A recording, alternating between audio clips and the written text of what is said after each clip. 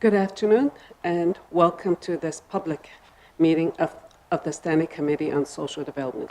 My name is Jane Wayallen Armstrong and I am the MLA for Murphy Clutha Region and Chair of the Standing Committee on Social Development. I will now ask members in the room and online to introduce themselves for the record. Thank you. Good afternoon, I'm Shauna Morgan. I am the MLA for Yellowknife North.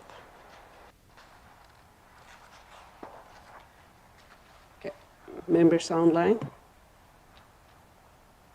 Good Thank you. afternoon. Sorry. Go ahead, Cheryl. Okay, good afternoon. My name is Cheryl Yakla. I am the member for Decho. Good afternoon. My name is Danny McNeely, the MLA for the Sahtu region. Good afternoon. My name is Robert Hawkins. I'm the MLA for Yellowknife Center and happy to be here. Thank you. Okay, thank you. Thank you, members. Today we will receive a briefing on housing as a human right from the National Right to Housing Network. This briefing is part of the committee study on how NWT legislation and policies can incorporate as a human right. Please note this meeting is being live streamed to the Assembly's social media channels. I would like to remind all members and witnesses to direct all questions and comments to myself as chair and to wait to be recognized before speaking to help us have a smooth meeting. I will now pass it over to Ms. Biz. Please introduce yourself and proceed with your presentation. Thank you. Thank you so much, Madam Chair. Good afternoon, everyone, and thank you so very much for the opportunity to speak to this committee. My name is Michelle Biss, and I am the National Director of the National Right to Housing Network. I am joining you today from the traditional lands of the Algonquin Anishinaabe in the city colonially known as the City of Ottawa. For some context, the National Right to Housing Network is a broad-based, grassroots civil society network of over 2,000 organizations and individuals who are dedicated to the meaningful realization of the right to housing in Canada. Since our launch in February of 2020, the National Right to Housing Network has become a key resource in guiding Canada's new-ish human rights-based oversight mechanisms, including the Office of the Federal Housing Advocate, the National Housing Council, and the review panels mandated to hold open hearings on systemic violations of the right to adequate housing. I'm pleased to hear that this committee is considering the question, what does the right to housing mean for law and policies in the Northwest Territories? And I hope to answer some of your questions today and provide you with some critical background. Could I have the next slide, please? In my presentation, I will first tell you the story of Canada's federal right to housing mechanisms. Second, I will outline the norms and principles in international human rights law as they relate to the right to adequate housing in Canada. And lastly, I will highlight a report developed by Janine Harvey and Lisa Akamik, two Inuit right to housing advocates who traveled across the Northwest Territories and Nunavut to conduct culturally appropriate interviews with Indigenous community members, gathering their stories and firsthand experiences of trying to find affordable, safe, and secure housing in the North. Could I have slide 3, please? Before I begin, I often like to tell the story of the right to housing and Canada's National Housing Strategy Act. The National Housing Strategy Act was passed in 2019, and it starts the story about 6 years ago when the federal government began to explore what the right to housing would mean in legislation.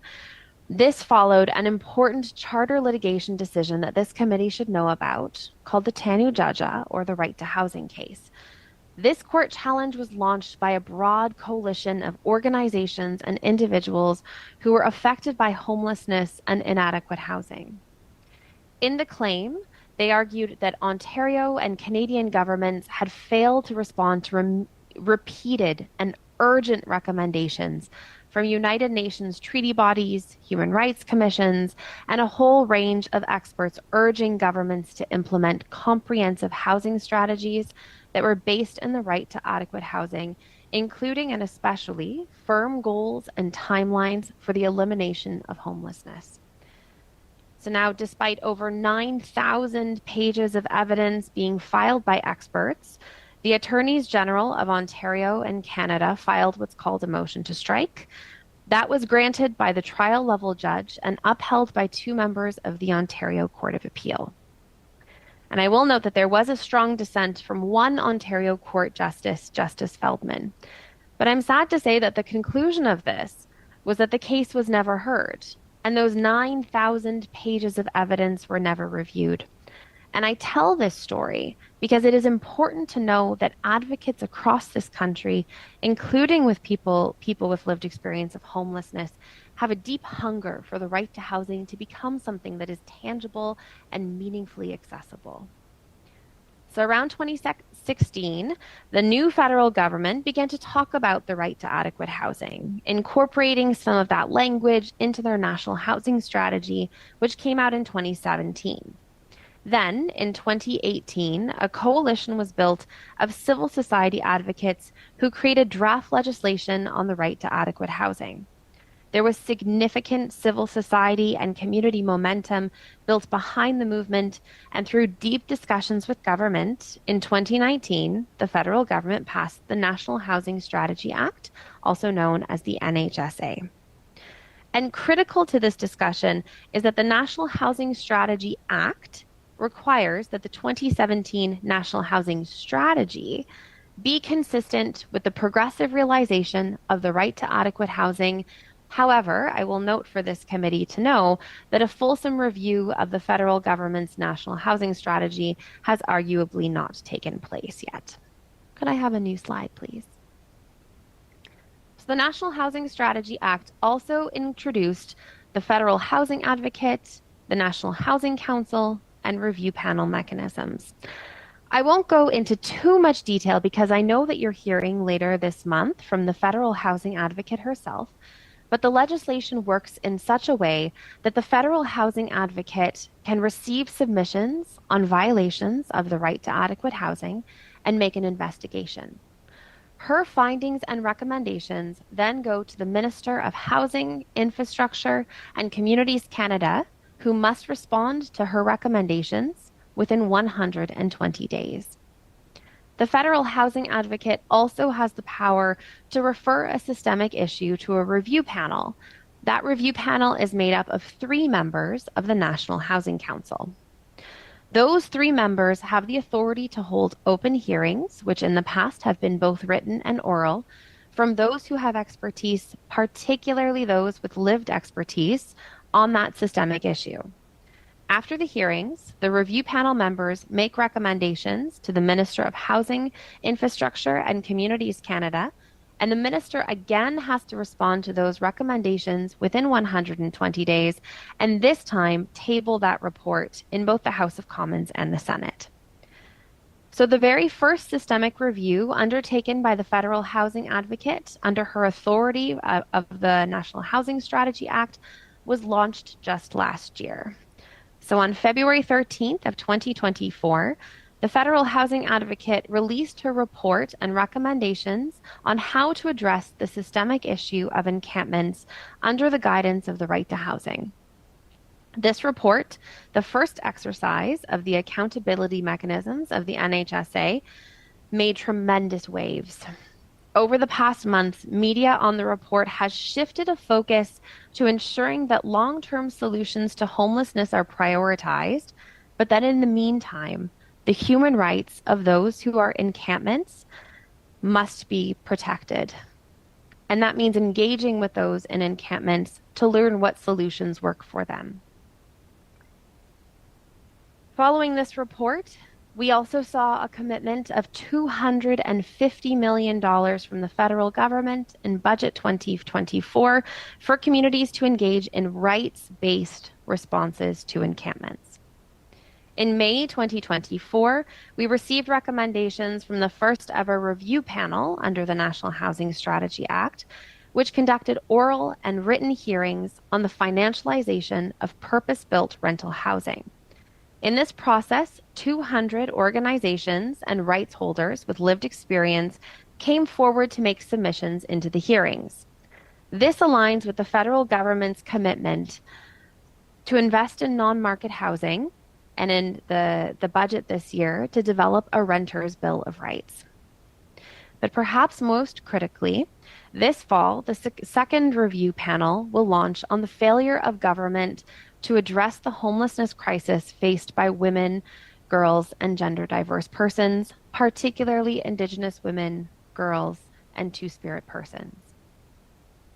And this is important because despite Canada's National Housing Strategy, its recognition of women and gender diverse individuals as priority populations, there continues to remain a significant gap in the ways that housing policies are designed to be implemented to meet their specific needs. The specific barriers that are faced by women and gender diverse persons in accessing housing are multifaceted and often exacerbated by intersectional factors such as race, socioeconomic status, and disability. So if I could have the next slide, please. Folks often ask, okay, what is the right to housing? What does it mean tangibly? Well, Canada's historic national housing strategy, it first reaffirms Canada's international human rights obligation to the right to housing and commits the government of Canada to implementing the right to housing as a fundamental human right based on the requirements of international human rights law. The NHSA commits the federal government to further the progressive realization of the right to adequate housing as it is recognized in the International Covenant on Economic, Social, and Cultural Rights. And it requires that the government develop and maintain a national housing strategy, a coherent set of programs, policies, and budgetary allocations to fulfill this commitment. The National Housing Strategy Act applies to measures within the federal government's jurisdiction, including the exercise of its spending powers for housing programs. The rights-based approach outlined in the National Housing Strategy Act mandates that federal investment in housing programs and policies apply international human rights norms as defined by United Nations authorities, including the UN Committee on Economic, Social, and Cultural Rights, and special rapporteurs. I will also note that the Government of Canada's housing policy must also be consistent with UNDRIP, the UN Declaration on the Rights of Indigenous Persons. Under international human rights law, some of the norms to note are that the federal government must use what we call a maximum of available resources and all appropriate means, which includes legislative means, to ensure adequate housing for all. This is a fairly high standard in a wealthy state like Canada. It also requires that investments in housing target and prioritize those who are in greatest need with an aim of progressively realizing the right to housing in the shortest possible time, including clear targets, timelines, and monitoring processes to track progress. The right to adequate housing, as it is outlined in the NHSA and international human rights law, recognizes that all people are entitled to adequate housing. There are 7 elements to the right to adequate housing, according to General Comment 4 of the UN Committee on Economic, Social, and Cultural Rights. Those elements include security of tenure, affordability, habitability, access to basic services, location, accessibility, and cultural adequacy. A rights-based approach to housing also requires that housing decisions, policies, and investments all be rooted in meaningful engagement with affected communities. So in particular, people with lived experience of homelessness and inadequate housing, as well as with human rights experts, advocates, and civil society. Critically, access to justice is a core component of the right to adequate housing, meaning that rights holders need opportunities to speak truth to their experiences and be met with remedies. Could I have the next slide, please? On this side, you will see a quote from the UN Special Rapporteur on the right to adequate housing. And if you take anything away from my speaking, I do hope that it is that the right to housing is not just a rallying cry. It is a set of norms and standards that are articulated by international human rights authorities. I'd like to pause and offer 2 key recommendations. The first is that the government of the Northwest Territories reflect, in legislation, the right to adequate housing as it is articulated in international human rights law by the UN Committee on Economic, Social, and Cultural Rights, which applies to all levels of government, including the territorial government. Excuse me, I said the UN Convention on Economic, Social, Cultural Rights. What I should have said is the UN Convention on Economic, Social, and Cultural Rights, as per the National Housing Strategy legislation. The second recommendation I will make is that the government of the Northwest Territories consider the appointment of a territorial housing advocate who functions in a similar manner to the federal housing advocate, consistent with interpreting and applying the right to adequate housing. Can I have slide 7, please? The last point I would like to discuss is cultural adequacy, which is one of the 7 elements of the right to adequate housing, as defined in General Comment 4 by the Committee on Economic, Social, and Cultural Rights. Last year, Janine Harvey and Lisa Alkamik of Ulahuktuk, Northwest Territories, conducted culturally appropriate interviews and surveys with their Indigenous communities to hear from local residents about their stories and experiences with housing in the Northwest Territories. The report that they produced is called Stark Truths: Indigenous Housing Realities and Solutions in Northern Remote Communities. Critically, the development of this report involved culturally appropriate sessions with those who had experienced the housing crisis in the Northwest Territories. People were more open to sharing their experiences and the solutions that they saw available to them because of the deep trust that they built through culturally appropriate interviews.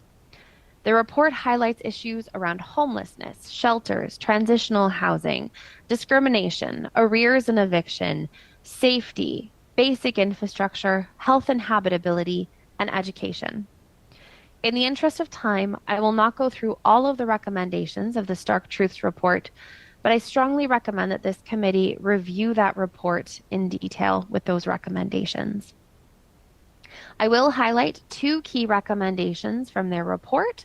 1, the appointment of advocacy workers to help tenants and people experiencing homelessness file paperwork, help with applications, and seek funding to attend hearings in a culturally appropriate way. And the second recommendation is for culturally appropriate applications to be available so that people who speak Indigenous languages can be involved in accepting housing applications and assisting throughout the process.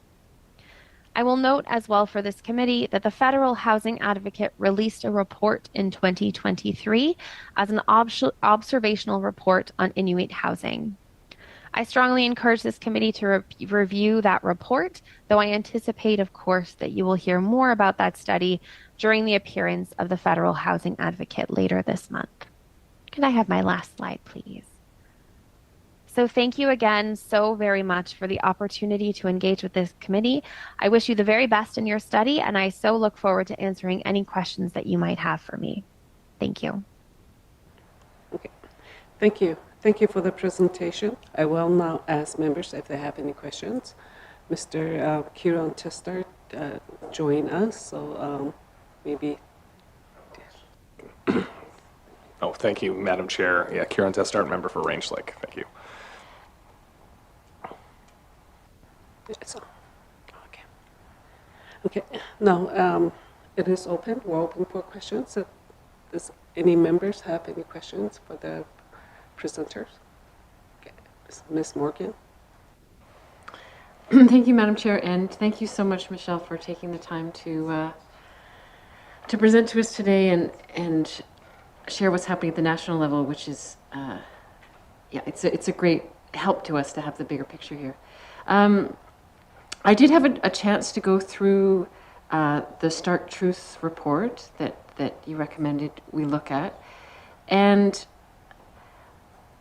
I noticed sort of two different messages coming out in the report. One being that people want to feel safe in their housing, secure housing, and there was a lot of complaints, people saying, look, there's bootleggers and drug dealers and people nearby in our housing units and we don't feel safe and this isn't fair and we can't raise our children here. And, we need more security and measures to protect from those kinds of people that are around. And then also the strong message from people saying, hey, we have a basic right to housing and we want to feel freedom and not being under surveillance or watched or controlled all the time and so we know that, there are many people that get involved on the streets or don't have adequate shelter who might have addictions issues, who might be involved with alcohol, drugs, and sometimes, bootlegging and drug dealing. And that's just part of our reality. But can you explain what is a meaningful right to housing for people who might be involved in sort of antisocial behaviors like alcohol, drugs, even drug dealing, bootlegging, that are a threat in many ways to other people who also have a right to safe housing? Like, how do you balance those rights? And what are some of the best practices around sheltering or housing people who are in the throes of addictions or challenges like that? I know it's a big question. Thank you. Thank you, Ms. Morgan. Ms. Biss? That is a big question. So I will attempt to give you a bit of an answer. I think I will say I'm a human rights lawyer by trade. And almost I think the way I would classify what you're saying is you're almost talking about like conflict of rights. So what happens when one group's comfort and safety in their home might conflict with another person's right to be housed? And the simple answer I have for you is that there is no simple answer to that. One thing that I think we're finding on the federal level I'm obviously a big proponent of the right to housing, but I think something we're finding on the federal level is that housing policy is extremely complex. There are a couple of key principles that we can apply, right? That people deserve a home, they deserve dignity. We know that, as I was saying, there's like those 7 components of the right to adequate housing as defined by the UN Committee on Economic, Social, and Cultural Rights. But sometimes you really need to understand elements and application of the right to housing on almost a case-by-case basis, or at least based on systemic issues. So it is challenging for me to be able to answer your question without knowing, more specifics about, are we talking about a group of folks who don't feel safe in their housing? Well, why don't they feel safe in their housing? Do they have resources available to them? What about folks who might be disruptive in their housing situation? What are the supports that are necessary for them to be safe and comfortable in their home?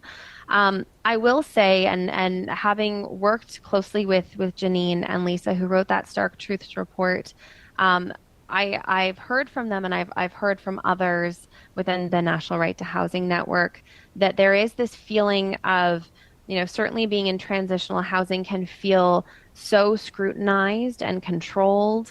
I think you'll see in the Stark Truths report, it's highlighted that some people can't have family visits. Some people don't have space in their kitchen to be able to make culturally appropriate meals. Some people, feel so uncomfortable with the fact that they're not the only person with a key to their home. And I think because of that, some folks feel more comfortable living in tents when the weather gets quite a bit warmer. So my apologies, that's not a straightforward answer for you, but what I will recommend is that because housing and homelessness can be such complex policy issues, you really need a mechanism in place to be able to assess systemic issues as they come up, and also to be able to bring a voice to those who have so frequently been marginalized. I hope that that sufficiently answers your question, but that's kind of the beauty of these right to housing mechanisms is it allows you to figure out more specifics and more specific recommendations more on a systemic or case by case basis. Thank you. Ms. Morgan, do you have a follow-up? Thank you, Madam Chair. I'll try zeroing in on one particular policy and just see if you have thoughts in terms of a legal or human rights perspective. So if, there's long waiting lists for public housing, if there's a policy of if someone is known to be a drug dealer or something, like they lose their spot in public housing and they have to go somewhere else so that the rest of the people in those public housing units feel safer and someone else gets a chance at that spot. I realize that ideally we wouldn't have waiting lists for public housing. There would be enough housing for all and that wouldn't be a prime consideration. But given that there's waiting lists, so do you know if do you have sort of like a legal perspective or a human rights perspective on that policy or practice of, okay, if you're caught doing drugs or that kind of thing, you get kicked out of public housing. But then the question is, where do you go now? And where does that right to housing come into play? Where are you supposed to find housing now? Thanks. That's a good question. Thank you. Thank you, Ms. Morgan. Ms. Biss? Thank you for that follow-up. I mean, at its core, the right to housing, human rights are about how everyone deserves dignity. And I think in this moment, the right to housing, human rights, really in my mind now is intersecting with some of the really good work on housing first. This idea that people deserve housing, they deserve home. So, I mean, if I were to apply a right to housing analysis to the situation, Ms. Morgan, that you just presented, I would see it as pretty problematic that a person who is involved in substance use is not able to access housing. That honestly seems like a violation of human rights on its face. Without knowing more of the specifics, and also noting that I'm an Ontario-based lawyer from the South, so I have a limited ability to answer based on that. And it almost makes me think a little bit about the encampments piece that I was speaking to a little bit earlier, and what the federal housing advocate said in the context of encampments. Encampments can also be one of those topics that can be a little bit touchy, right? Because at its core, we want people in encampments to have long-term housing. But while we are building that long-term housing, while we are making safe and affordable housing, people in encampments also need to have their rights respected, their basic human rights respected. So I hope that is helpful to your question, but I think at its core, human rights, the right to housing, we're talking about dignity, we're talking about humans, we are talking about people, and it really goes to what you said that, if people are not able to find housing because of their interactions with substance use, where are they going to go? What is the housing for them? At their core, they're people with dignity. Okay. Thank you. Thank you, Ms. Biss. Ms. Yakalaya, do you have any questions?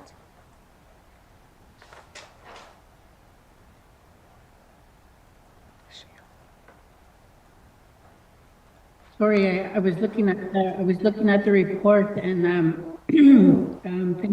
thank you, Madam Chair, and thank you, Ms. Biss, for your presentation. It was really good information.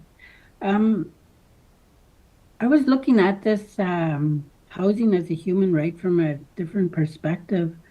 But having said that, and the questions that Shauna brought up are relevant, and because in the community, in my community, some of the communities I'm dealing with right now, we're dealing with a lot of substance use and a lot of drug use in our communities, and seeing evictions happen for people that are known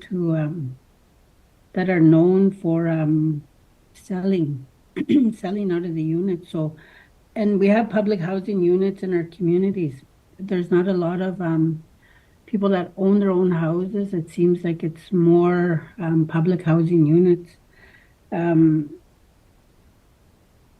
In your observation of this program, doing the national housing strategy in the South, how long do you think it will take us to implement the one that we're working on in the Northwest Territories?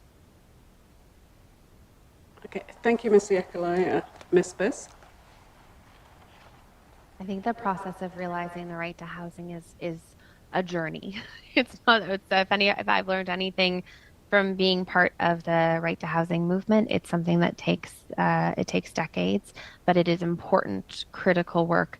I suspect that provinces and territories across the country are going to start to take more steps to realize the right to housing hopefully through legislation like we see at the federal level.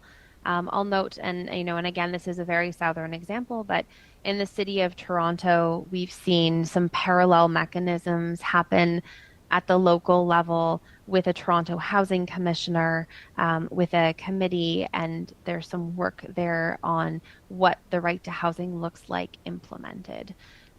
So I think my answer for you is that this is a long process.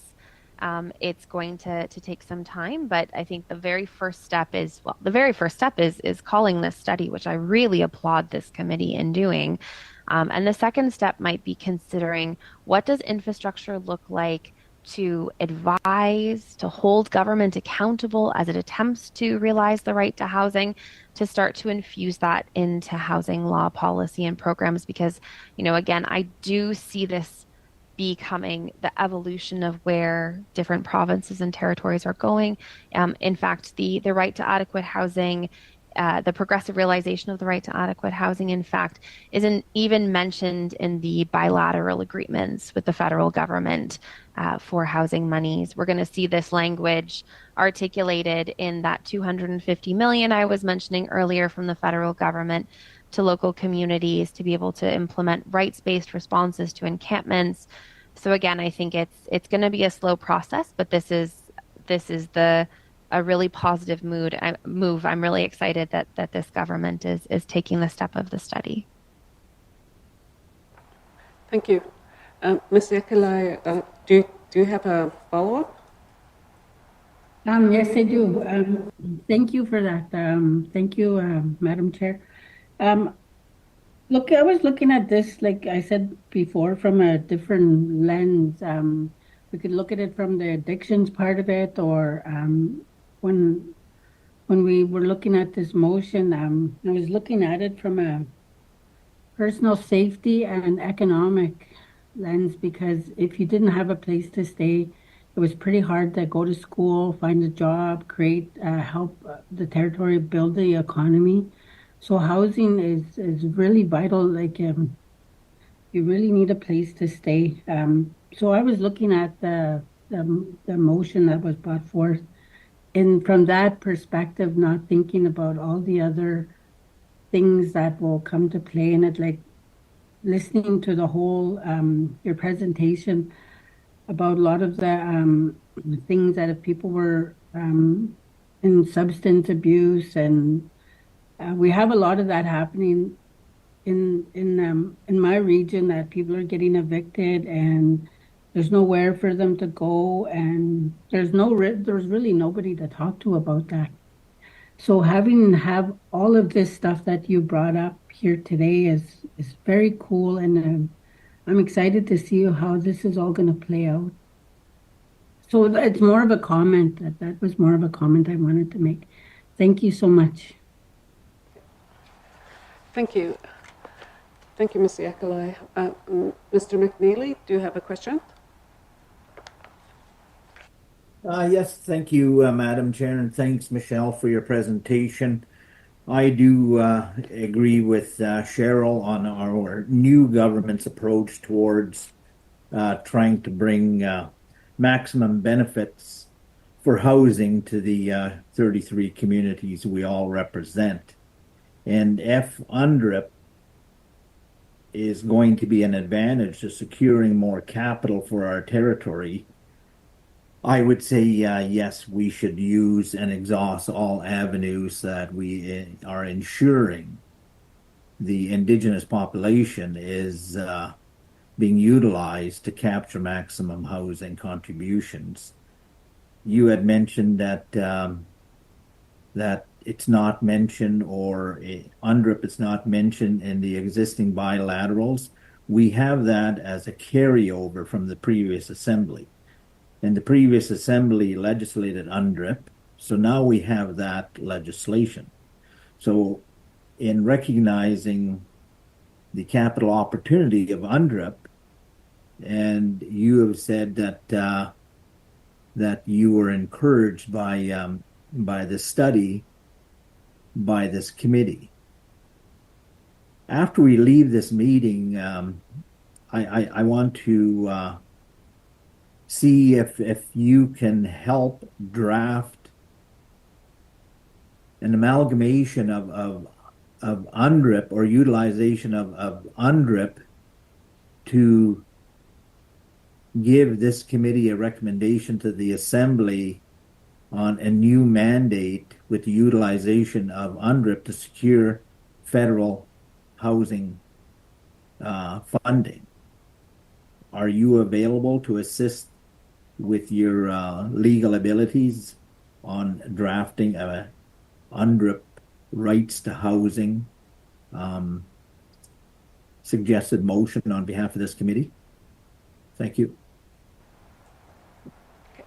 Thank you. Ms. Biss? What an incredibly flattering offer. Why, thank you. I would be more than happy to continue conversations with this committee about what something like that could look like. I might not be I might not be the right expert to draft that. Most of my interactions have to do with the Covenant on Economic, Social, Cultural Rights rather than UNDRIP, though I have done certainly some work on UNDRIP. That said, if it's not me, I might know of some of the best people to talk to who could advise on that. I know there's a few folks who are working on intersections of UNDRIP and the right to housing. And what that might look like. I'd be very curious to see what that would look like in a motion. Anyway, all that to say, yes, I would be very happy to, at the very least, continue on the conversation and help find the right people for that. Thank you. Mr. McNeely, do you have a follow-up? Sorry about that. Okay, Madam Chair, thank you very much, and thanks for that wonderful response. I'm glad to hear that you're willing to basically help us. Just to give you an idea, one of the communities that I represent in the Sahtu, in the central Mackenzie Valley area, is the community of Delaney. Community of Delaney is the only one of 33 communities that has their community-based self-government. And when I walk through that community, I see the huge benefits of having their self-government status. Just to give you an idea on the growth of housing in that community, the community has under construction, and part of it is done, 36 homes. And of 36 homes, 2 units are from the housing NWT. The rest are contributions directly from Ottawa. So their status is, or their self-government status, is really having successful rights to access capital for housing. Now, how can we recognize our legislation with UNDRIP for other communities? That's kind of like where I'm bringing that out in the open, to be mindful where I'm coming from when we want to seek your assistance in moving ahead. After the study is done, it's going to be tabled at the Ledge, but at the same time, I want to see something coming out of it. If this GNWT through the Housing and NWT Corporation could use in the next bilateral application elements from human rights housing underneath UNDRIP, okay, by all means, we should do that. If it's going to give us some more advantage to access more capital, that's the whole intent of the bilateral discussions and submissions of application. And you had mentioned previously there was two recommendations that you suggested. One was the UNDRIP and one was the appointment. Could you elaborate a little bit more on that appointment that you recommended? Thank you, Madam Chair. Thank you, Mr. McNeely. Ms. Biss? Thank you for bringing me back to those recommendations. That's right. So the first recommendation was that the government of the Northwest Territories recognize in legislation the right to adequate housing as it is articulated. And I said in the context of the UN Convention on Economic, Social, Cultural Rights, but you're absolutely right, also consistent with UNDRIP. So that was the first piece, was articulating the right to housing in a new form of legislation, very much like the National Housing Strategy Act, but for a version that works and applies more for the Northwest Territories. The second recommendation, as you articulated, was around that appointment of a territorial housing advocate. So at the federal level, the federal housing advocate, her home is at the Canadian Human Rights Commission.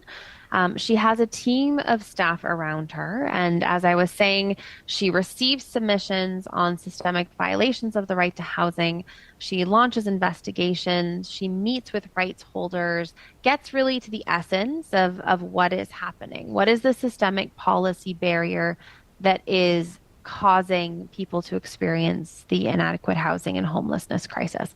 So what that could look like potentially at the territorial level is having a housing advocate whose jurisdiction is for the territory, potentially having them housed at the Northwest Territories Human Rights Commission, and having a similar function to be able to receive systemic claims, make investigations, serve that watchdog kind of function, that ability to form some accountability to the decisions that your government makes, to make sure that when you're making housing and homelessness policy, you're doing so in a manner that is consistent with the right to housing.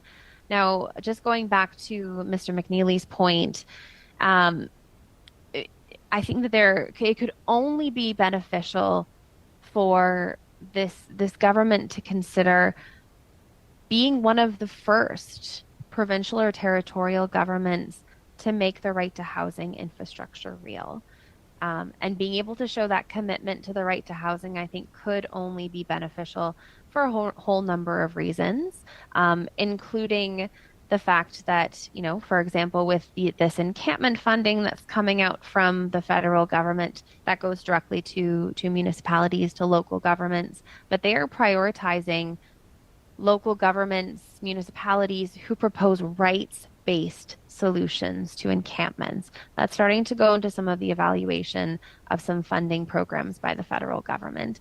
And the second piece, just, to really get critically to it, is if you have these right to housing mechanisms, to not just say the words, the right to housing, but have it in legislation, have somebody who can measure and give voice to folks and hear from folks and make rights-based recommendations, really hold accountability, you're going to get the value added of really truly understanding what is happening on the ground. And that is something I think we've seen with the national mechanisms where, the federal government might hold a consultation on housing, say, but you're going to get the same people that go to those consultations, and you're not going to get folks who are deeply, deeply marginalized. Whereas with the National Housing Strategy Act mechanisms, because they're rooted in this core concept of justice, you see folks who don't normally engage with government come forward and work with the federal housing advocate, speak truth to what their experiences are and the barriers that they've met in terms of securing housing. So it's this speaking truth capacity, this accountability capacity, and also it shows that the Northwest Territories is taking a move, is really one of the first to take a move towards, I think, what will be the future of housing policy in this country, which is embracing the right to housing in a real and concrete way. Thank you. Thank you.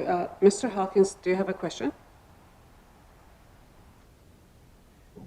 Thanks, Madam Chair. I appreciate the presentation by the presenter. I'll just say first, quickly, your recommendations, although they sound simple, I cannot stress enough, they are exceptionally complicated and in the sense of implementation and expectations. So those two recommendations, they definitely come with an enormous cost.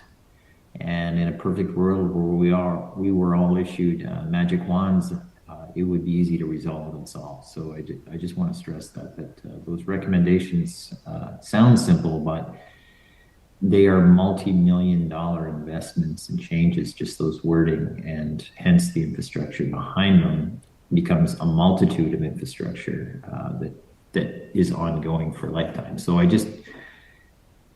definitely appreciate what they are in the context of what they represent, but we cannot go into these things pretending that they're very simple. I see adequate housing as complicated. I definitely don't disagree that everyone needs some home or some place to live safe, free from violence, and an opportunity to feel safe. I can go on, but anyway, I definitely agree to that principle without a doubt. Adequate housing is defined in so many ways, and public housing comes in many forms. I'm not going to go to every example, but we all know it's mixed, from townhouses, apartments, etc., even standalone. But I run into people who take care of their public housing process very well. I run into people who don't take care of it at all, and many people who feel they deserve much, much, much more. And so in the government's policy of trying to help people by putting more doors on the ground through their formula, far from perfect, of course, there's a huge expectation with respect to costs, repairs, and ownership. So in other words, you'll help people get into homes, but then the government needs to pay for it. The government needs to power it. The government needs to heat it. The government needs to maintain it. Like, it just seems like there's a challenge of a relationship here. So my question specifically to you is, where do you see the dovetail of the government supplying housing and housing opportunities with some level of personal responsibility so they're part of the solution? I think that's really where my first question sits. Thank you. Thank you, Ms. Biss. Thank you so much.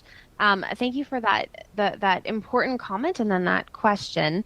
And one thing that maybe is really important for me to clarify is that, in fact, I don't know if those two recommendations, the first one I don't think carries any budget allocation. And then the second piece around appointment, so the first piece around creating legislation for the Northwest Territories that recognizes the right to housing, that would not cover any cost except for the government infrastructure to make that change. The second piece around the appointment of a Northwest Territories housing advocate, in terms of cost at the federal level, and this is all public information. You can see this in the 2024 federal budget. The federal housing advocate has a budget of $2 million a year, and that's for the entire country. So just to kind of give that a little bit of perspective, it wouldn't necessarily be a multi-million-dollar thing to appoint a Northwest Territories housing advocate. It would likely have a much, much smaller budget than that. On that point about government supply, personal responsibility, that's a really good question. One thing we see at the federal level happen all of the time, and is that we see that the money that is often allocated into housing programs, and I think had previously been allocated into housing programs, was just for building housing, just period, building housing, but did not specifically articulate what type of housing is being built, for what populations are being prioritized. And so what we see is, without a rights-based approach, without the human rights framework, the focus on building housing becomes for the accumulation of capital, for the accumulation of wealth. So why in that case would you prioritize those who are the most marginalized, those who are most in need? And so, so when we're talking about, more doors in the ground, and maybe this is a question back for you because I don't know the Northwest Territories housing policy landscape as well as I do at the national level. Are those affordable housing doors that you're talking about putting in the ground? The other piece, that I will put on this is, of course, there are, different individual factors that lead to whether someone is able to maintain their housing or meet more barriers. But what we see more often than not is the way in which systemic barriers, the long history of colonialism in this country, the ways that folks face discrimination based on intersecting identities is often what leads to difficulty finding safe, secure, and adequate housing, as well as facing homelessness. So, I do see very much your point about that dovetail, that need for people to be able to take ownership, not ownership, but ownership of their housing, while we're understanding though that we need to find solutions to the systemic barriers people are facing to secure their housing, and also ensuring that the housing that is being built is genuinely meeting people where they're at and meeting their needs in terms of being affordable, being safe, being adequate, meeting those 7 elements of the right to adequate housing that the United Nations Committee on Economic, Social, and Cultural Rights has so specifically articulated. I hope that answers your question. Thank you. Mr. Hawkins, do you have a follow-up? Just a brief comment. I think that I hear Madame's concern or observations on the 2 recommendations, but I think that with 16 years in politics in one form or another, I can assure you that no line anywhere is cost-free. Yes, the position would be several $100,000, the infrastructure on that, but it's not just the job. And I think that's the misrepresentation. I don't think you're trying to misrepresent us. I'm saying that's the lost information. It's being not represented. What I'm defining it as is that nothing is scot-free. So in other words, if you said, we will now provide x-rays, well, x-rays come with a ripple effect of expectations and then lawsuits and it has an enormous, all of these things have an enormous change to the system. And hence, that's why I'm trying to say that experience tells me that you do that.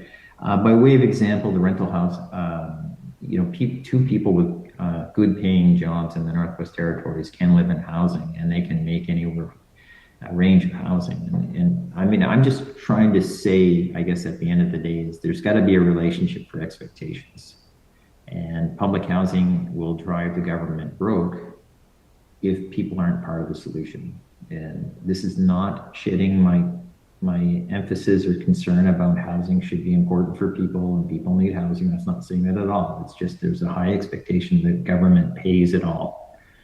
And so I would just say as a comment, Madam Chair, not a question, it's just, any quick solution by saying we're going to create legislation means, frankly, that means that's going to need to come with a responsibility, a budget, and then we will be advocated every day at our doors saying, well, look, you said you're going to do this. Well, where is it? And where is it being delivered? And how's it going to be delivered? And who's going to ensure it's quality and adequate and follow through? And why aren't you maintaining these houses? And why aren't you heating them? And all of a sudden, yeah, I mean, last point, I guess, you're in Ontario. I mean, if you're expecting costs to be realized, I mean, I can't speak to, my good colleague from the South too, but he can speak to his costs. But, when I'm paying $600 a power bill, when I'm paying, $1,000 a month for heating fuel, and now, just those costs times everyone who wants housing has to be paid by someone.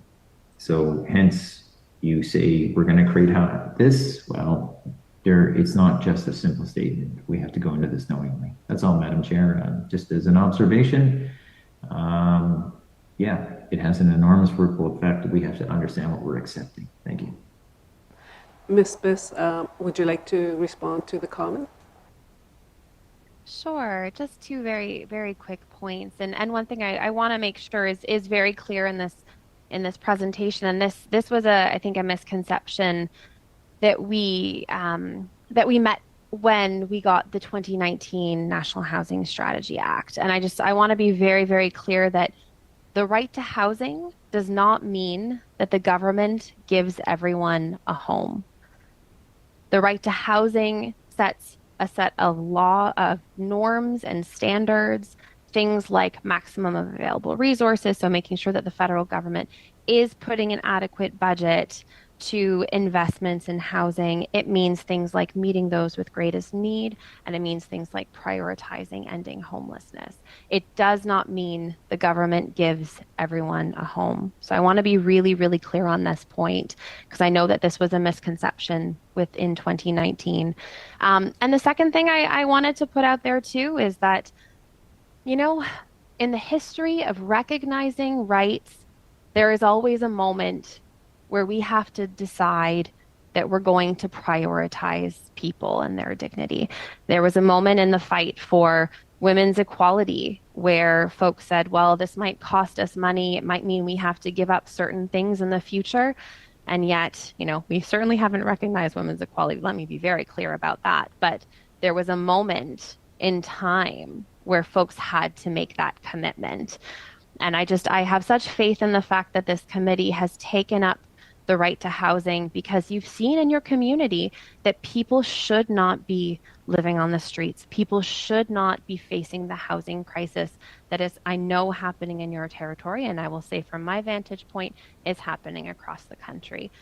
So perhaps this is the moment to commit to the right to housing, knowing that yes, it will cause ripple effects down the line, and it always does whenever you're recognizing the rights of particular or disadvantaged groups. Okay.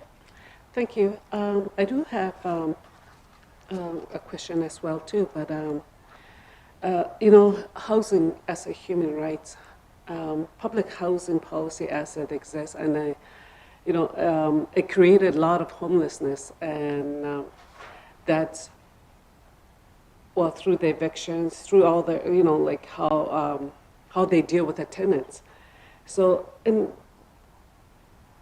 in small communities, you know, when the elderly parents pass, a lot of the adult children that live with the parents who were the caregiver, you know, in many cases they were the caregiver, they became homeless, you know, as soon as the parents pass. So now we see a lot of those people on the street here in Yellowknife, and it's still happening now in our community. So with the public housing versus private homeowners, and I know that there's more security, you know, being a homeowner compared to living in the public housing. There's no security. Because of that, that's where a lot of homelessness is created. And we have about 200 people on the wait list in my community alone. So it's a major issue, because in small remote community there's no market. So there's a lot of public unit being built, and we don't have not too many private homeowners. So do you think that, I know right now there's, at one time there was a housing program that really benefited a lot of people at that time, which was a home assistance program, and abbreviation was HAP. So that benefited a lot of people. And what we noticed is that those houses, people took pride in their house, and it's still standing, and a lot of them took good care of it. And with the public housing, and just like my colleague mentioned about the drug dealers, some of the houses, the public houses, because it's not theirs, and it's not being cared for well. And some of those houses, like from the 70s and 80s, and there's a lot of mold, a lot of woods are rotten, and asbestos, and yet government is spending more money to fix those units. Some of them are not livable. So so with the housing policy, there's housing policy that some of these people have lived in it for over 30 years, and yet the government would not transfer those units to some of the tenants. So do you think that should we invest more at a local level, especially at the small communities where there's no market? We cannot buy and sell houses compared to a larger regional center. So do you think if we have a program or the HAP program introduced in the small communities, in a larger regional or in small remote communities, do you think we will benefit more? And do you think that will create or there will be less homelessness as well? Thank you.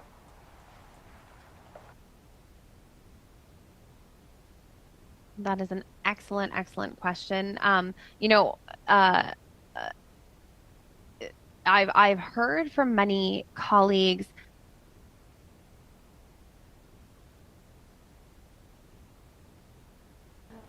Oh, you're muted. Oh my goodness, it's been so many years on Zoom and yet I'm so sorry. Yes, I was going to say I've heard from many colleagues across the country in rural and remote areas, not just in the Northwest Territories, that sometimes home ownership is part of the solution to the housing and homelessness crisis, because you don't have the rental stock that you might have in more urban areas. And so, I will say I don't know the ins and outs of the HAP program. I've heard of it before, but I don't know all of the details of it to be able to endorse it, and say that that's something that should be reinstated.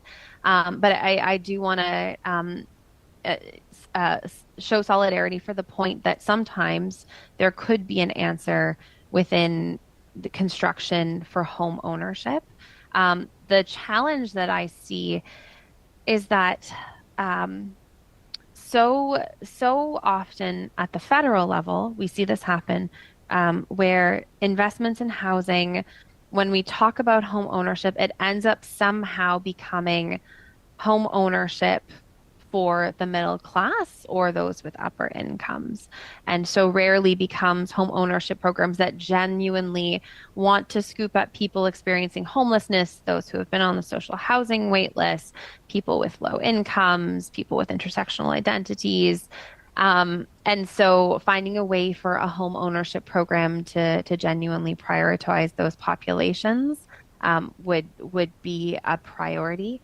And maybe what I'll emphasize as well, just your point. I've heard from many of my colleagues as well who are on the ground in the Northwest Territories, this concern that in public housing, the conditions can be so not livable with mold, with asbestos. And so I might recommend that any solutions that you take from the policy front, so in terms of your capital programs, your rental programs, be multifaceted, that you're attempting multiple different things, but always making sure that the program that you're implementing is genuinely going to target those who are in greatest need. Okay. Thank you for responding. Because I'm not a big fan of public housing. I don't like public housing. I can tell you that now from what I just said.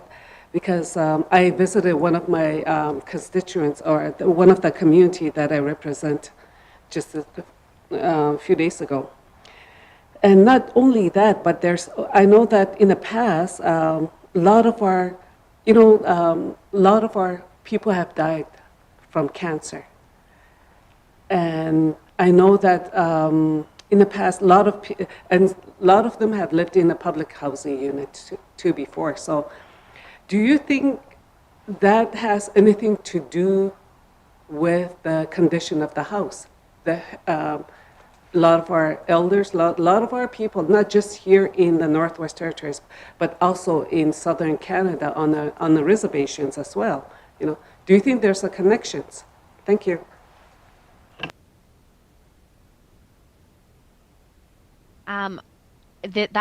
Answer might be outside of my expertise to say as a human rights lawyer, rather than a medical expert.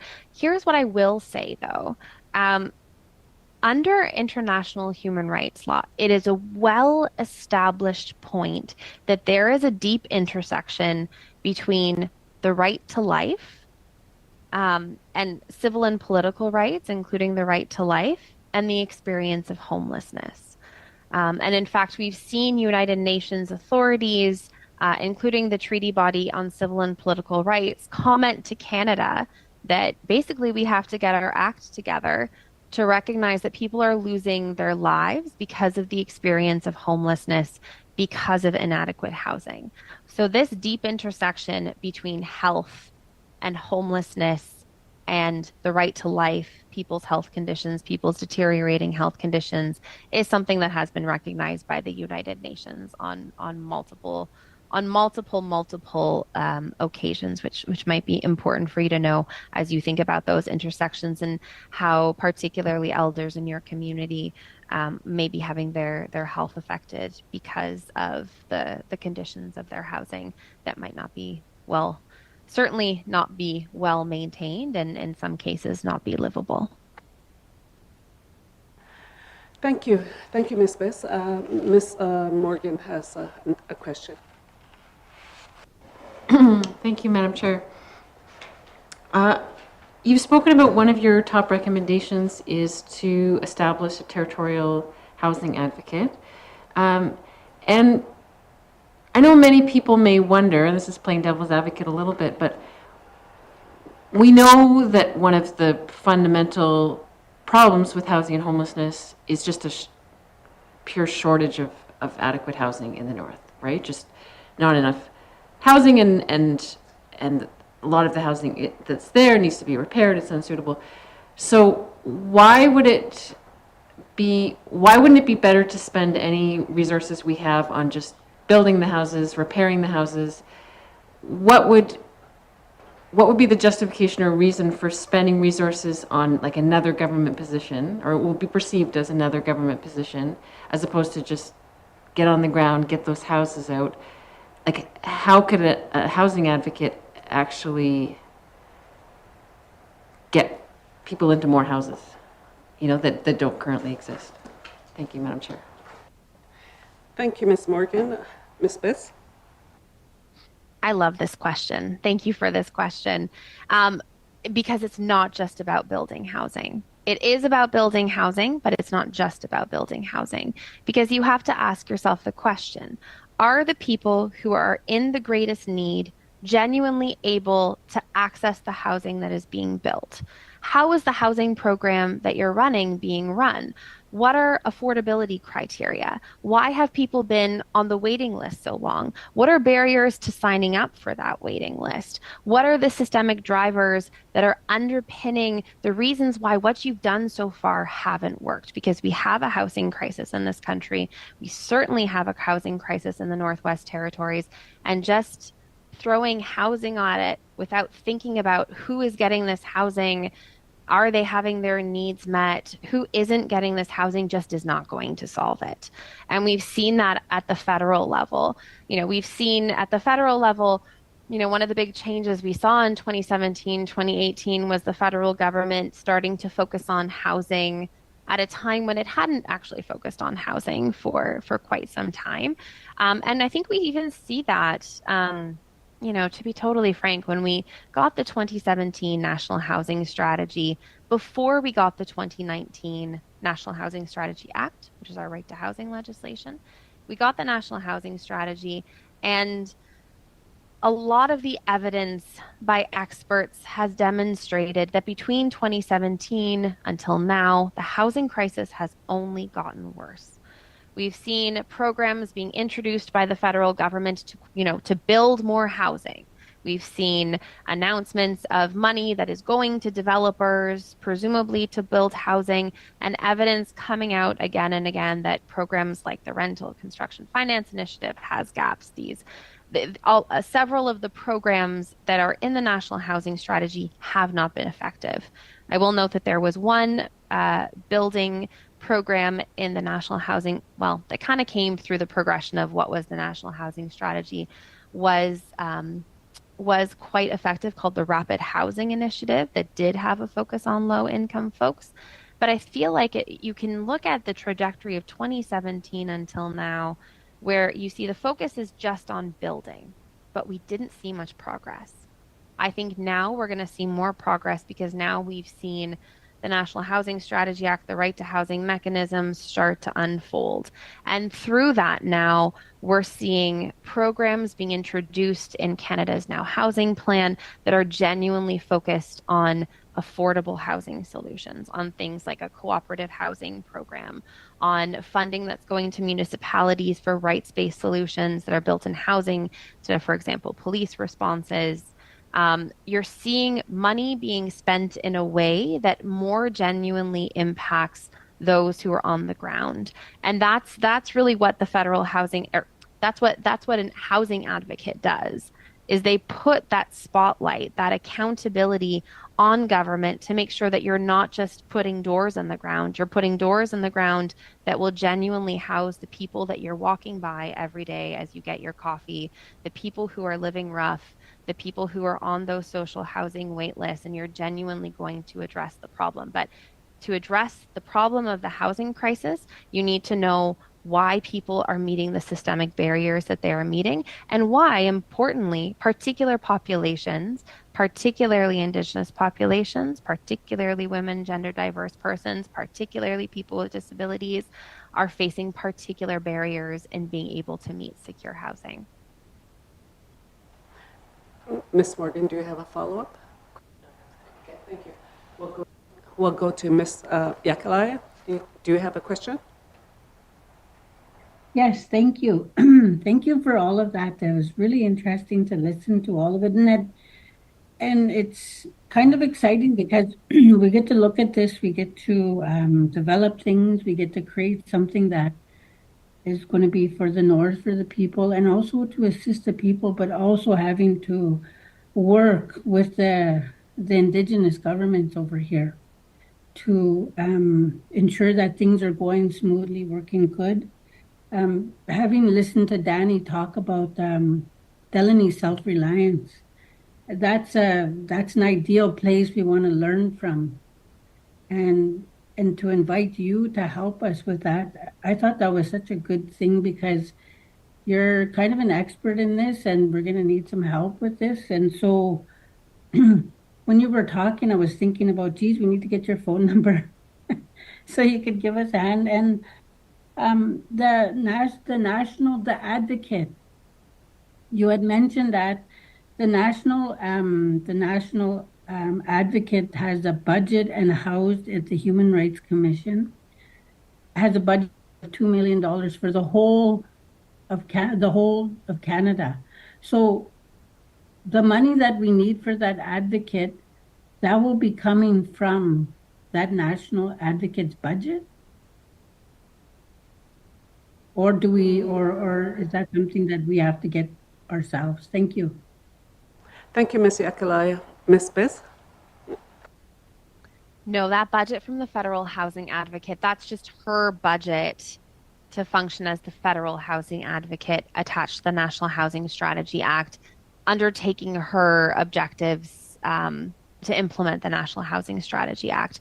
What I am talking about is a new budget item for your government to establish an office of a housing advocate within the Northwest Territories. Now, I will say that $2 million budget line that I'm speaking of, again, that's for the federal housing advocate who monitors the entire country. So I don't anticipate it would be a $2 million budget line, I will say, without looking at budget lines. But just to clarify, no, that would not come from the federal housing advocate's budget. That would be something that the government would have to establish. Thank you. Ms. Yakalaya, do you have a follow-up? Yeah, I guess so. We would have to, no, that's something that I guess we'll work out internally to see if we get funded by the federal government for this position, so we can have a position like this in the Northwest Territories. I guess that would be my question, is that where we would find the money, or is this gonna be coming from within our government? Thank you. Thank you, Ms. Yakalaya. Ms. Biss? Yes, that would be coming from the Northwest Territories government. So what I'm proposing to you in my recommendation is an appointment, an office that is funded by the Northwest Territories government, perhaps positioned within the Northwest Territories Human Rights Commission. Okay. Okay, thank you. Thank you very much for joining us today. This concludes today's public briefing on housing as a human right. We now conclude the public briefing now.